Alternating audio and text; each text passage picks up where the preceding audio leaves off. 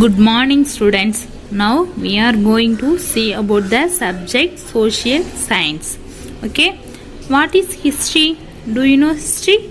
History can be defined as a systematic description of the past events. Systematic description of the past events. It is based on facts and not on imagination. History can be defined as systematic description of the past events. Okay. Now, history is generally divided into three periods. History is generally divided into three periods.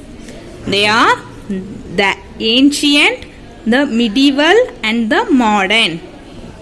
The ancient, the medieval, and the modern.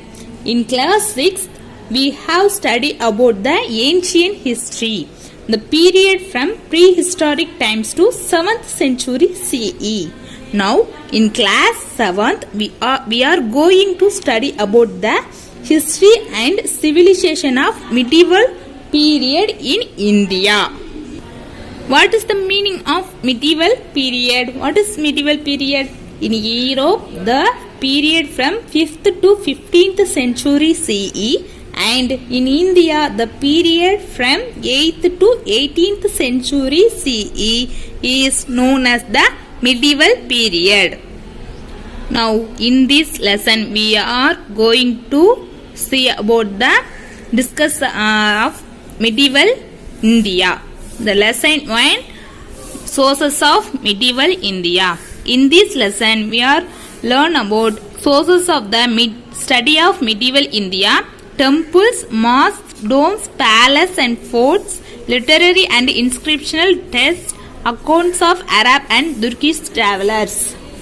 Literary means all written records of the past. All written records of the past are known as literary sources. Okay. First, introduction. The periods from AD CE 700 to 1200 and from AD CE 1200 to 1700. It is classified as early medieval and later medieval periods. Added to the information that can be from inscriptions, monuments and coins or the accounts by Arab, Persian and Turkish chroniclers. Chroniclers means a person who writes accounts of important historical events. These accounts are in detail and have given first information on the life of kings and provide a very little information on the life of the common people. These accounts details and given first information on the life of kings and very little information on the life of the common people. Let us now explore the various sources available for the study of the history of medieval India. First topic, sources. Sources means what? Sources are supporting materials, documents or records in form of evidence to help to reconstruct the past.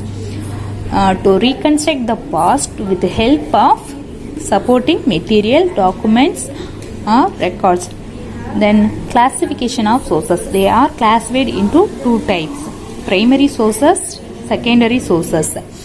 We explain the details of political, economic and social culture developments. First, primary sources.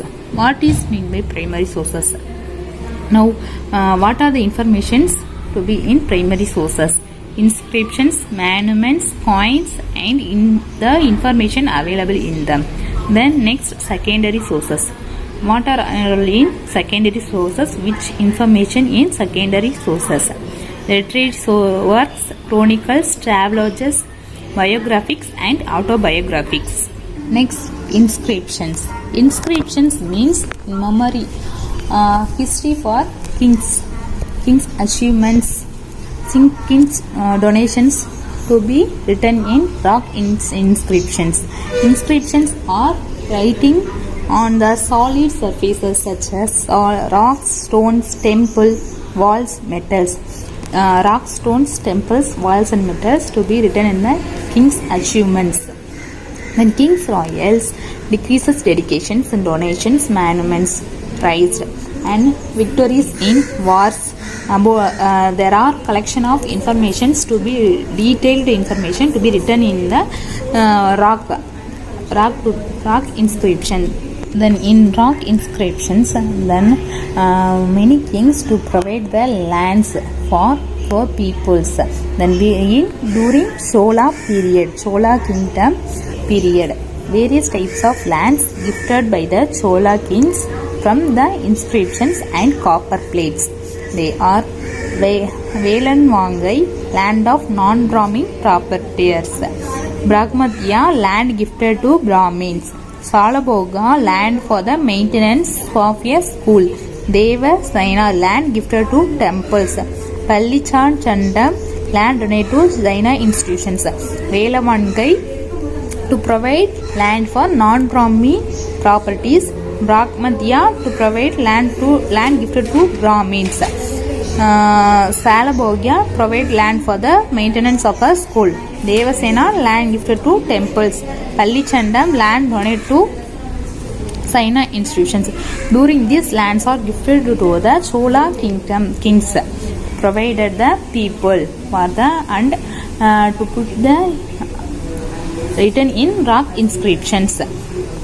Then inscriptions and the copper plates.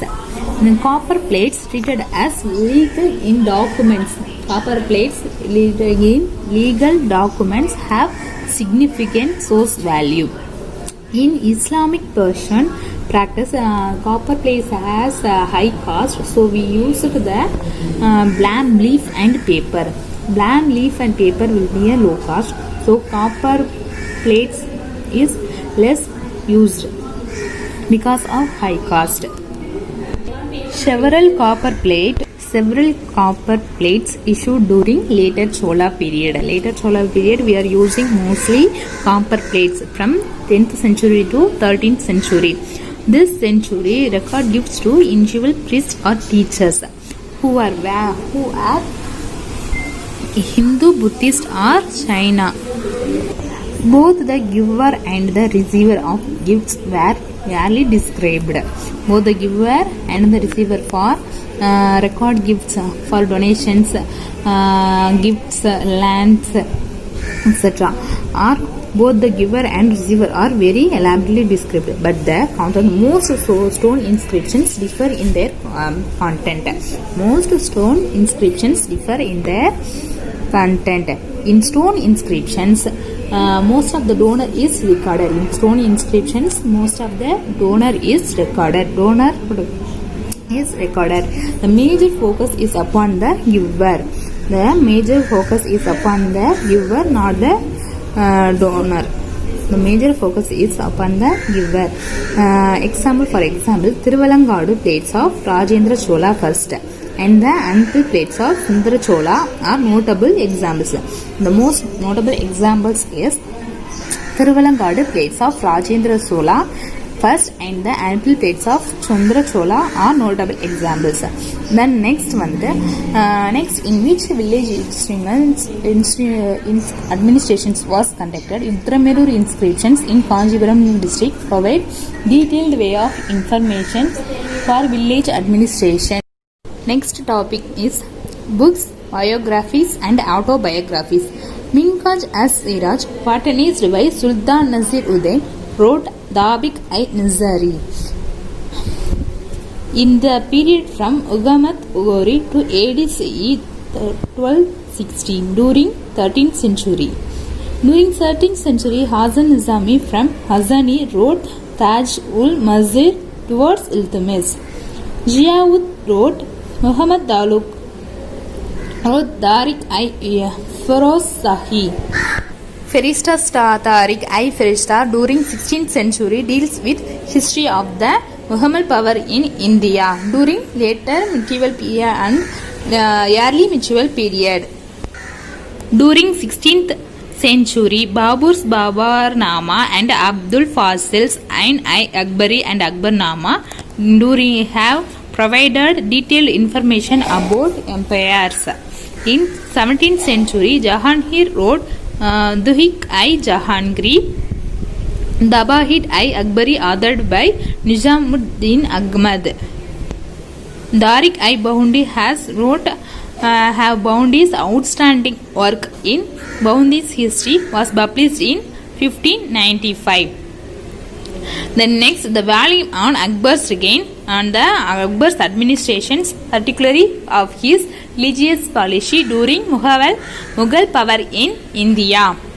Next topic is travelers and travelogues.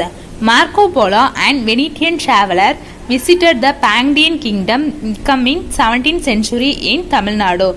Marco Polo was visited twice in Kayal, which were in Kayal place in Thuthukudi district of Tamil Nadu.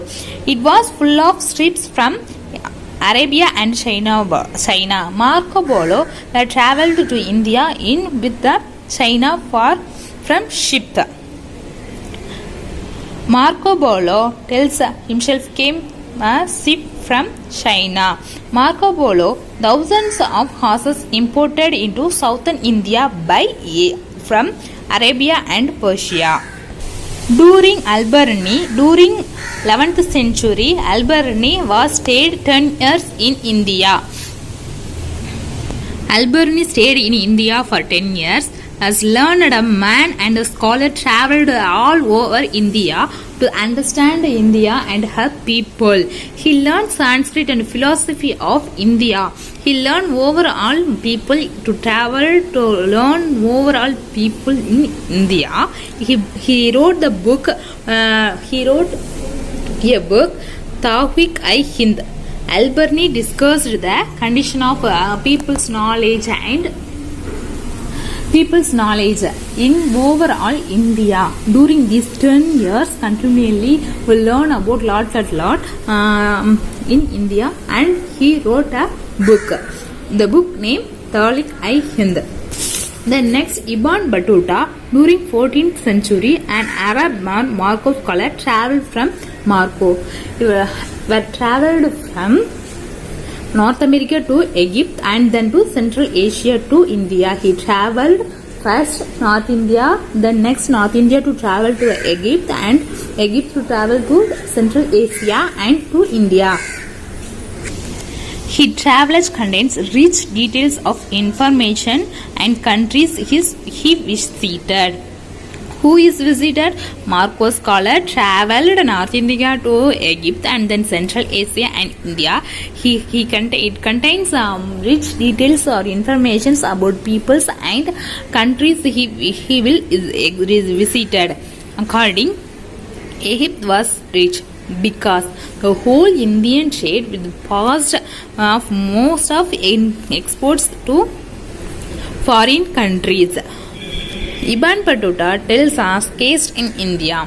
We learn from the Indian merchants carrying trade in foreign ports and ships in seas.